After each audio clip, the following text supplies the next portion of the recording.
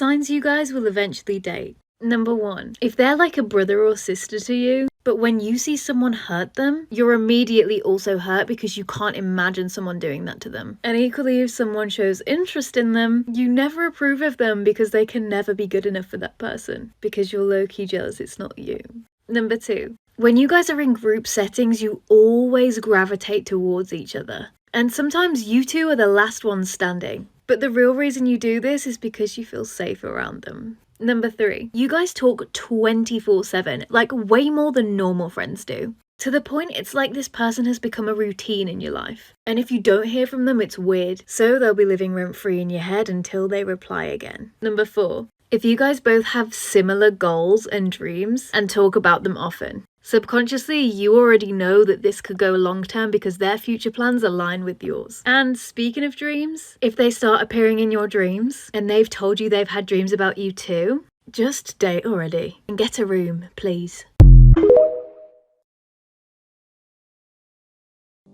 Making your home modern and beautiful is easier than you think with 50/50 RGB SMD strip lights. Bright, uniform, ambient lighting for anywhere in your room. Use exactly the length you need thanks to the cuttable design. Waterproof properties and the use of double copper make them durable and long-lasting in all conditions. Change the colors, effects, and brightness of the lights thanks to the wireless remote or the app on your phone. Change the look of your home. Order now.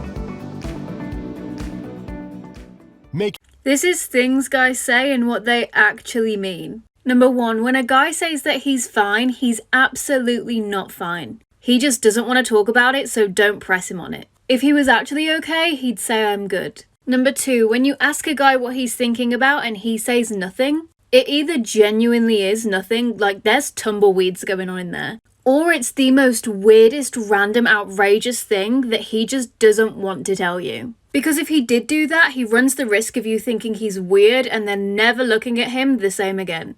And number 3, if a guy says he's not looking for a relationship right now, then just fucking believe him, okay? Because he's telling you the truth. Either he doesn't want a relationship, point blank period, or he just doesn't want one with you, but he doesn't want to hurt your feelings. So stop viewing this as a challenge and thinking that you can change him, because you won't. This is how to get out of the friend zone. Guys, if you're fast approaching the relegation zone, then I suggest you take notes because it's looking like the transfer window is about to be open. Number 1, stop being readily available. If you're replying in an instant and she is giving you the slowest of slow replies, then this is what you're gonna do. Go out, live your life. Do not tell her the ins and outs of your day. Instead, you're gonna post about it on your story. Because she'll think to herself, oh, he didn't tell me this, he normally does. If she's attracted to you, she's gonna start feeling some type of way and the chase begins. Number 2, if you are in X territory and she's giving you the whole spiel as to why they didn't work out, and you're just sitting there like an emotional tampon taking it all in, hoping to be the shoulder she cries on, here's what you're gonna do. Stop. Effective immediately. Because although you're thinking, oh, I can be there for her when she needs me the most, 1, that's only going to turn into you being a rebound, or you're going to end up in the friend zone. Because right now, you are acting like a friend, and too good of one. So if she starts talking about her last relationship, swiftly change the topic of conversation as fast as you can. And last but not least, number 3, if you know you are in the friend zone, next time you hang out with her, you're gonna do this. Look in her eyes, look at her mouth, look in her eyes again, and say something like, too bad we're friends, it would be dangerous if we weren't. Either she's gonna cringe and get the ick effective immediately, or you've just created Niagara Falls. And a huge amount of sexual tension between you both. I don't know about you, but it sounds like a risk worth taking. These are things guys do when they're jealous. Despite many people's theories, I was not born a man, and I'm definitely not undergoing any hormone treatment. Sadly, I have the world's sorest throat, so we're just going to allow the voice for today, okay? Let's get into it. Number 1. When a guy is jealous, he will put on his serious face. And it will kind of look something like this. Little bit of side eye, little bit of death stare. And he'll be extremely quiet, just to try and avoid saying something out of pocket. Number 2, Over text, you'll find he'll send petty remarks, followed by the laughy face emoji. Be warned, this is not a joke and it is not funny. That laugh is the sarcastic kind, and you should know he's extremely jealous. And the in-person version of that is where he'll say something under his breath, kinda muffled but still loud enough so that you'll definitely hear. So you turn around and say, "What?" And he'll either respond with, "Nah, nothing," or something along the lines of, "It doesn't matter, go talk to your other man instead." And last but not least, number 3, when you guys are hanging out together and another guy comes over and tries to hit on you, or he sees another guy as threatening, if you notice he immediately manspreads or tries to take up more space, he's jealous and trying to show that he's the alpha. Guys, you have 10 seconds to confirm or deny in the comments. Thank you for your service. Things girls do that are hot for no reason. Number 1. Great news, ladies. High maintenance is out and low effort is in. Drake really wasn't lying. Sweatpants, hair tied, chilling with no makeup on is apparently what turns guys on, especially if it happens to be their clothes you're in with a messy bun. Now let me introduce you to number 2. The Super Soaker 3000. And yes, it's exactly as it sounds. This one goes out to all the hydrated girlies out there. Especially the ones that know to drink 2 litres of water before going round his house, if you know what I mean. However, if you, like me, are used to surviving off the shot-size amount of water you had last week, prepare to become that girl. I present to you, Air Up. Listen, I used to be that girl that hated drinking water because it had no taste. But a godsend. You just pop your flavour pod on, pull it up. Oh my god, strawberry water. I wonder if it could make me taste like that. Anyways, speaking of water and spicy time, this brings me on nicely to number 3. Never underestimate the power of hygiene. Trust me when I say something magical happens when you step out of the shower all fresh and clean and cuddleable. Guys, please correct me if I'm wrong, but why does it make you want to get us dirty all over again? The audacity. Oh, and girls, the title wasn't a pun. Stop using soap and just add water.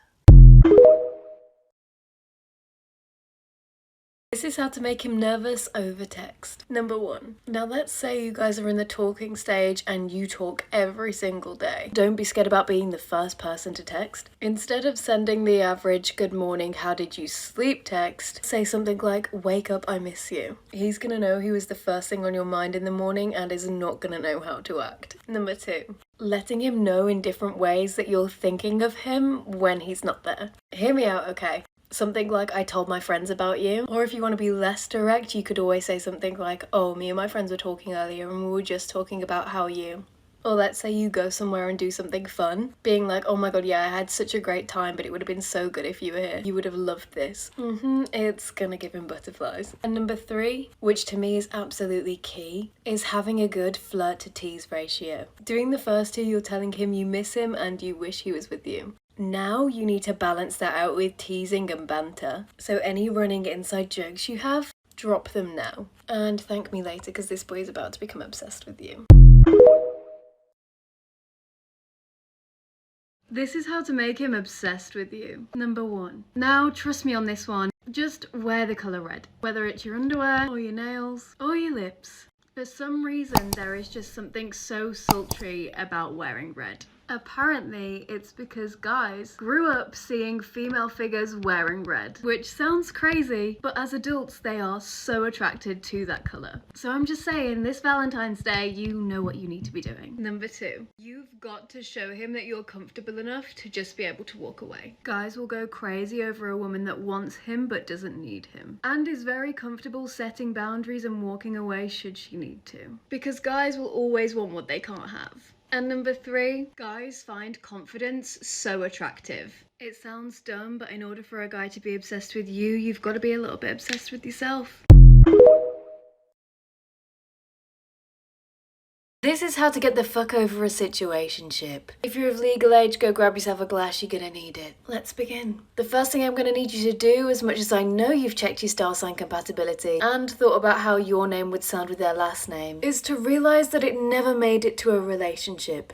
as harsh as that is. Don't take it personally and be thinking about what's wrong with you. Instead, accept defeat and start to view it as an event that happened. When you shift your mindset to what's meant for me won't go past me, and truly believe that, you just start viewing it as, okay, well, the universe did me a favor. As it should, because if it wasn't a fuck yes, it should have been a fuck no. Number 2, the bakery is in fact closed, because what they're not gonna do is get their cake and eat it. They've ended things with you, but they still have the audacity to swipe upon your Instagram stories. If they've deaded things off and are still trying to get a foot in the door, you and I both know they're not having second thoughts, they're just keeping you where they want you. So close the fucking door, cut off all contact, including your email if you guys got that far, and block their ass. They don't even need to see you doing well, let them take the L. Number 3, get you Drake on. You've got one night and one night only to listen to his entire album and cry your heart out. Feel the emotions, get out the Ben & Jerry's, but I beg that you stop telling yourself, oh, I'm never gonna find anyone else like them.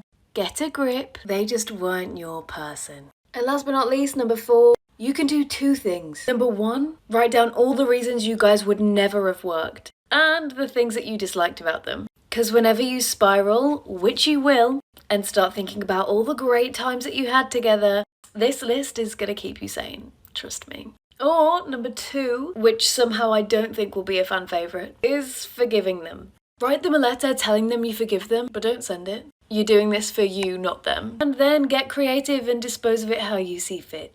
But now you've forgiven them and you're at peace with the situation and you can move on with your life. And if all else fails, just imagine them naked and falling over. It will immediately give you the ick.